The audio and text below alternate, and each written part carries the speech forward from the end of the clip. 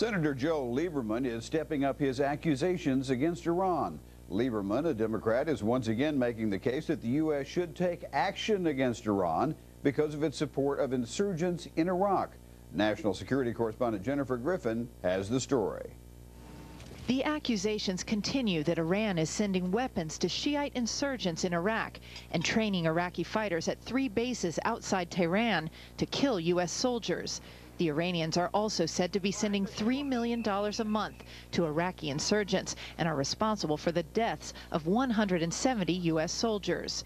Today, in a pointed op-ed piece in the Wall Street Journal, Senator Joe Lieberman of Connecticut accused Iran of having launched an undeclared war against the United States using proxy fighters in Iraq, repeating allegations made Monday by a U.S. general in Baghdad.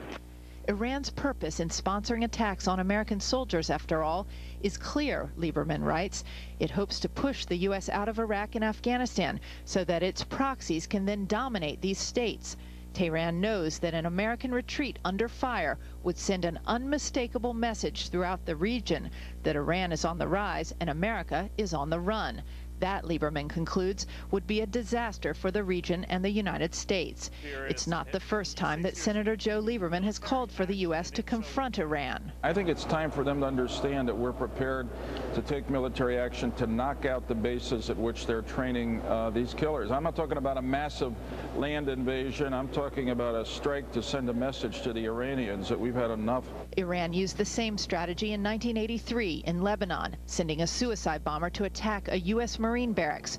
241 American servicemen were killed. 3.5 months later, President Ronald Reagan ordered U.S. troops out of the Middle East.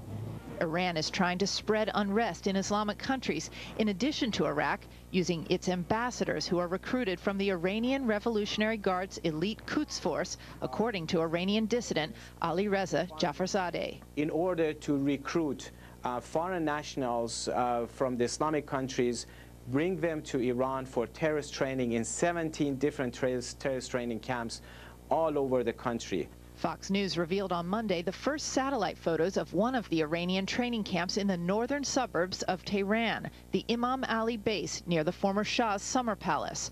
Today, Iraq's president said Iran and Syria hold the key to tamping down the Iraqi insurgency. Iran can help us in silencing or reforming special militias with links to Iran and are causing sectarian problems for us. Iraq's president said that if Iran and Syria had been working with Iraq during the past 4 years instead of facilitating the attackers, that it would have been 70% easier, he said, to cut down on terrorist attacks inside Baghdad and Iraq. That would mean 70% fewer bombings. Jim? Jennifer, thank you. Some Republicans have begun to waver in their support of the president's Iraq policy, but are still unlikely to join Senate Democratic leaders who will move next week to end the war or at least accelerate troop withdrawal timetables. Those efforts are designed to turn up the heat on Republicans and their war-weary constituents as the last of the troops for the surge have barely unpacked in Iraq. Congressional correspondent Major Garrett reports. It'd be a mess. Major General Rick Lynch said that today when asked what effect fall troop withdrawals would have on U.S. ground operations in Iraq. Lynch said with all surge troops fully deployed, now is not the time to pull back. Those surge forces are giving us the capability we have now to take the fight to the enemy. And the enemy only responds to force, and we now have that force. But even amid these warnings, some Republicans have begun to turn away from the troop surge. A number of the moderates, and it's fairly clearly from the moderate camp, are turning against the administration's policy and concluding that the surge is simply not working. That is quite significant. Six-term New Mexico Senator Pete Domenici, once a reliable White House ally on Iraq, now wants most U.S. forces out by April. I'm unwilling to continue our current strategy when the Iraqi government fails to advance the interests of the Iraqi people on even make modest progress towards self-sufficiency. Nine-term California Republican Congressman John Doolittle yesterday called the Iraq war a quagmire and told the Sacramento Bee newspaper, quote, "I don't want to keep having our people dying on the front lines. I'm increasingly convinced that we are never going to succeed. My belief is that the majority of my colleagues on the Republican side have become skeptical of all this, and that's a big change." In the past 2 weeks, Senate Republicans Richard Lugar of Indiana, George Voinovich of Ohio, and now Domenici have raised doubts the surge will succeed. They've embraced diplomatic initiatives and troop withdrawal schedules endorsed by the Iraq Study Group. Senate Majority Leader Harry Reid yesterday said Republicans were taking baby steps and that nothing would change in Iraq until, quote, Domenici, Lugar, and Voinovich are willing to stand up to President Bush and his stubborn clinging to a failed policy and, more importantly, back up their words with action. Democrats will push later this month to deauthorize the war and begin troop withdrawals this fall.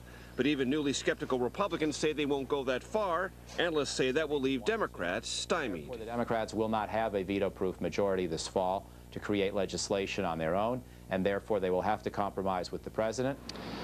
Here's where the politics gets a bit tricky. Democrats know the best they can do in the coming weeks is get the Senate to approve Iraq Study Group recommendations on more diplomacy and a downstream troop withdrawal timeline. They'll call that an important incremental victory, but one won with Republican votes. So Democrats will then be complimenting Republicans who need credibility at home while failing to change policy very much on the ground in Iraq.